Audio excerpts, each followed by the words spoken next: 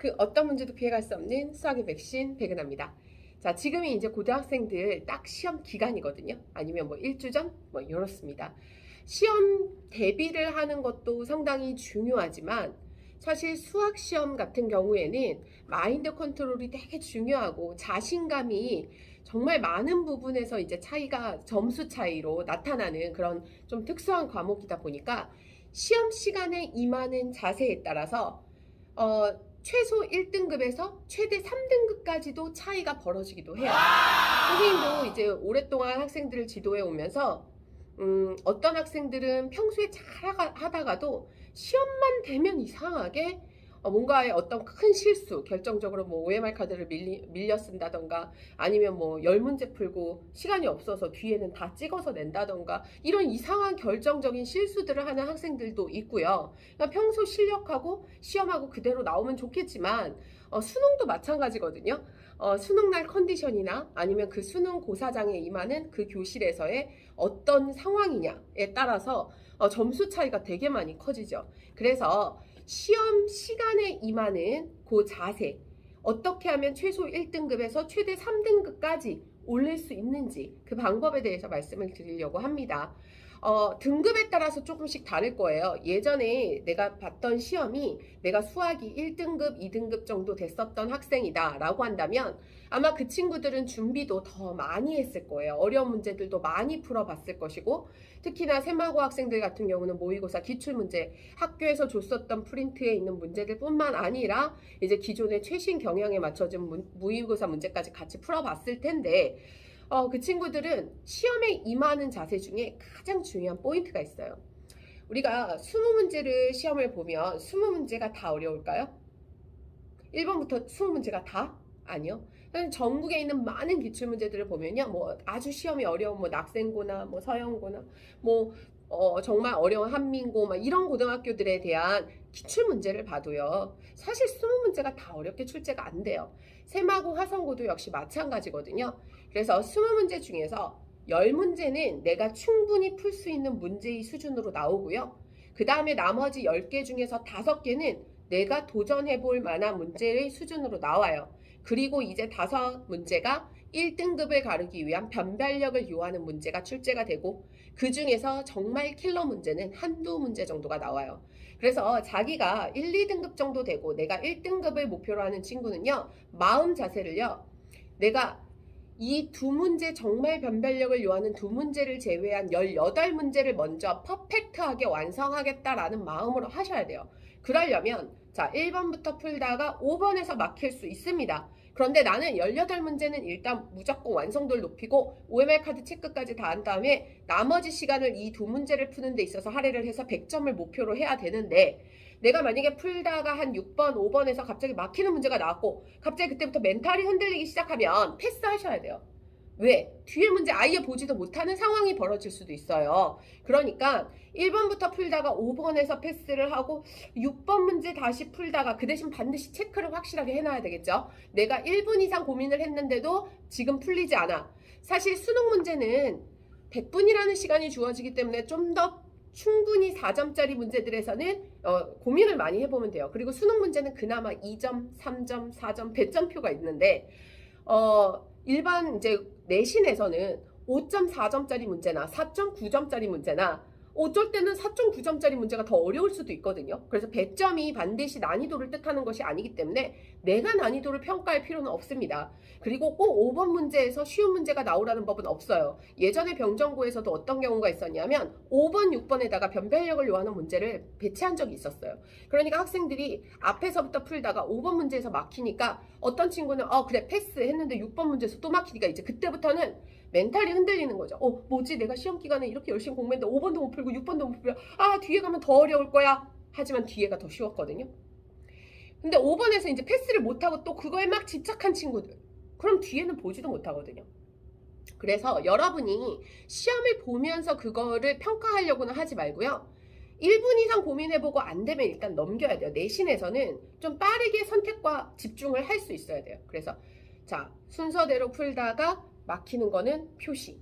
그리고 나서 넘어가서 다시 풀고 나의 목표인 최상위 2문제를 제외한 18문제를 완성했는지 확인하고 그리고 OMR 카드 체크 밀려 쓰지 않도록 집중해서, 만약에 시간이 촉박하면 거기서 또 밀려 쓸 수도 있으니까 정확하게 1번 번호 보고 1번 체크, 2번 번호 보고 2번 체크 해서 OMR 카드 18개를 다 완성해 놓고, 그리고 남는 시간을 그 마지막 두 문제에 혼신의 힘을 다해서, 그리고 요즘에는 대부분이 내신이 이제 20문제가 객관식으로 나오기 때문에 혹시라도 마지막에 두 문제를 못 풀었어도 빈 걸로 제발 내지 말고, 이렇게 융통성이 없는 아이들이 있어요. 시험은 시험이니까 내가 두 문제를 찍어서라도 내야지. OMR 카드를 왜 선생님 제가 양심에 찔려서 두 문제는 미처 못 풀었는데 그냥 빈 걸로 냈어요. 제발 이러지 말고 마지막에는 그것도 또 하나 최선을 다하는 거고, 사실 입시가 물론 실력이 좋은 친구가 좋은 결과를 내는 거는 확률적으로 상당히 높아요.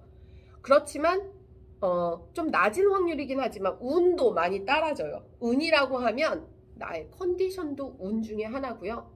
뭐 예를 들어서 그날 갑자기 뭐 배탈이 나면 안 되는 거잖아요.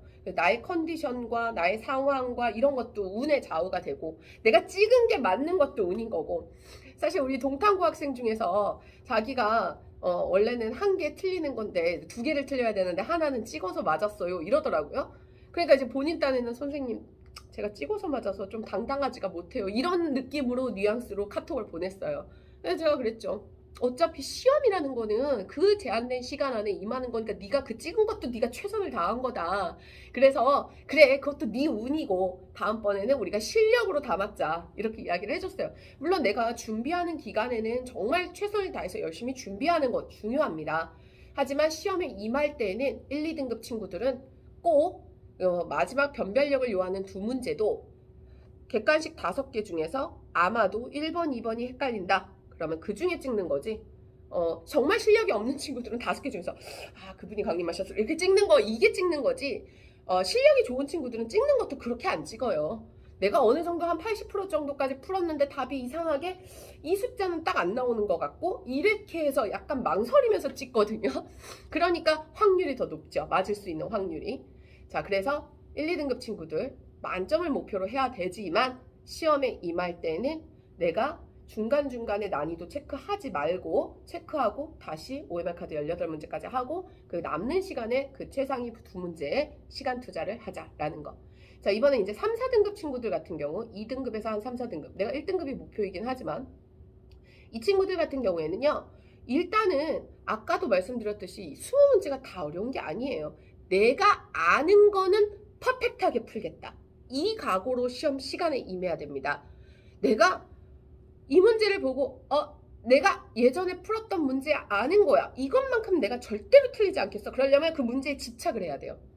어떤 친구가 이제 매번 시험 이제 100점을 맞으면 이제 시험지를 사진을 찍어서 저한테 카톡으로 보내는 친구가 있는데, 그 친구 시험지를 보면 정말 눈물이 앞을 가려요.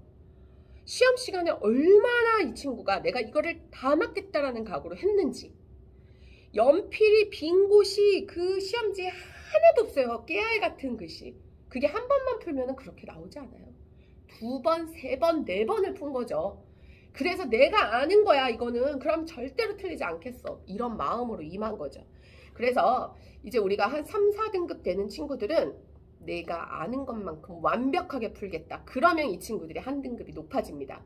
그리고 고등학교 시험은요, 점수 90점 이상 100점 이게 중요한 게 아니라 상대평가잖아요.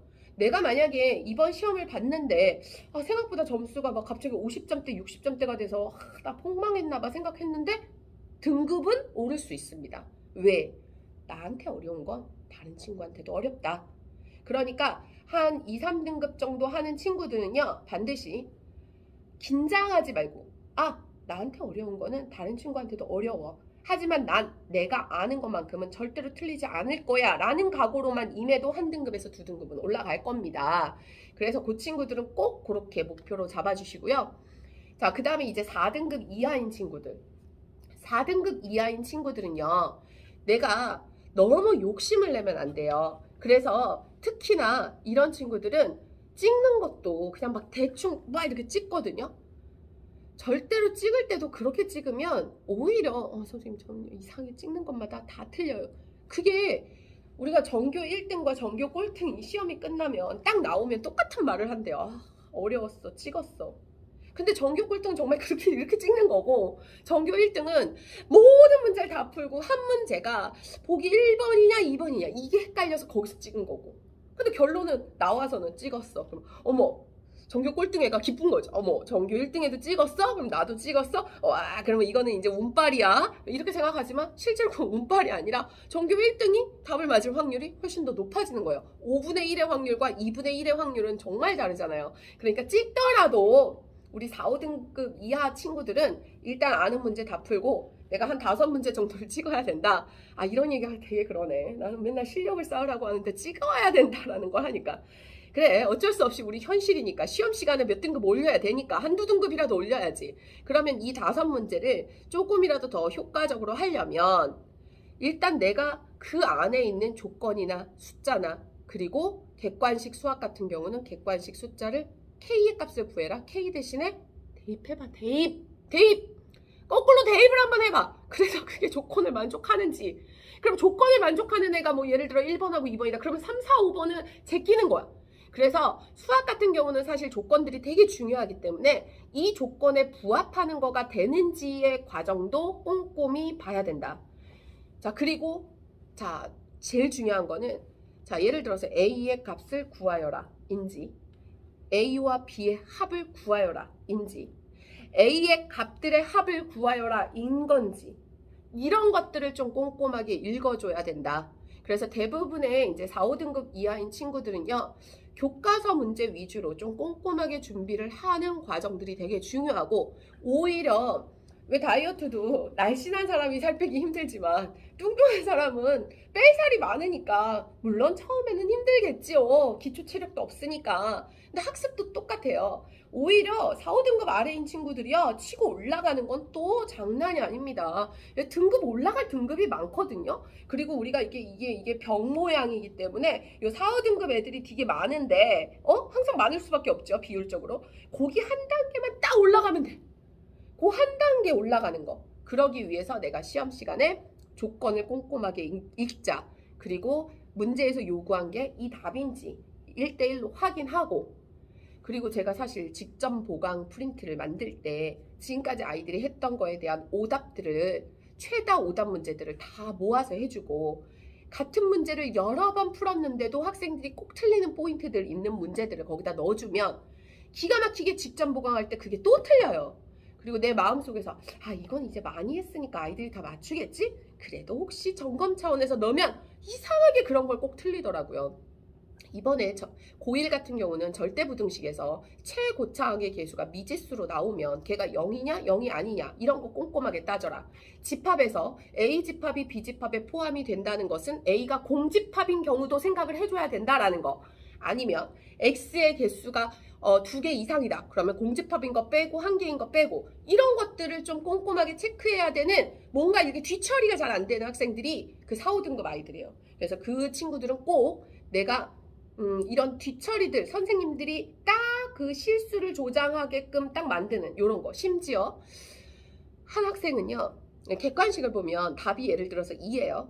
그런데 1번에 2, 2번에 3, 3번에 4. 왜 1번에 1, 2번에 2, 3번에 3을 안 넣어놓고 1번에 2를 넣느냐? 그럼 내가 답이 2가 나왔으면 1번을 체크해야 되는데 2번을 체크하는 학생들이 꼭 있거든요. 이런 거에 집중해서 절대로 이런 것들 틀리지 말고 2-3 문제만 더 맞춰도 내 등급이 바뀝니다. 아시겠죠? 그럼 내 등급이 바뀌면 내 목표가 달라지고요. 여러분이 더 공부하는 데 있어서 성취감을 맛보면서 내가 저번보다 더 나아졌구나 하는 앞으로의 학습에 있어서 힘이 될 수 있습니다. 자, 그래서 우리 등급별로 시험에 임하는 자세, 여러분 절대 잊지 말고 꼭 시험 시간에 혹시라도 5번에서 막히면 제가 했던 이야기를 떠올려 주세요. 그래, 일단 패스하고 나머지 문제 다 풀자. 이런 마음으로 임하시길 바랍니다. 마지막으로요, 수학 문제는 자신감입니다. 내가 이 문제를 풀 수 있어 라는 마음가짐으로 가는 거냐, 아니면 나 못 풀 것 같아, 불안해, 이런 마음으로 대하느냐. 처음부터 기죽고 들어가지 마세요. 여러분 무조건 다 할 수 있습니다. 지금까지 다 준비 열심히 했잖아요. 심지어 제가 어떤 학생들한테 이제 막바지가 되면요, 선생님 저 이거 모르는 거예요. 너 할 수 있어, 이 말 한마디만 해줘도 아이들이 합니다. 풀어요. 그런데 모른다고 해서 매번 가르쳐줘봤자 이 친구들은 매번 난 이건 모르는 거야. 난 모르는 거야. 이렇게 생각하죠. 근데 더 강하게 너 이거 선생님하고 3번이나 풀었어. 이번에 또 못 풀면 혼난다. 이렇게 협박을 하면 더 잘 풀어요. 그만큼 수학 문제는 여러분의 마음가짐이 정말 중요합니다. 자, 이제 마음가짐을 강하게 먹고 수학과의 한판 승부에서 여러분이 꼭 기싸움부터 시작해서 이기시길 바랍니다. 모두들 시험 잘 보세요.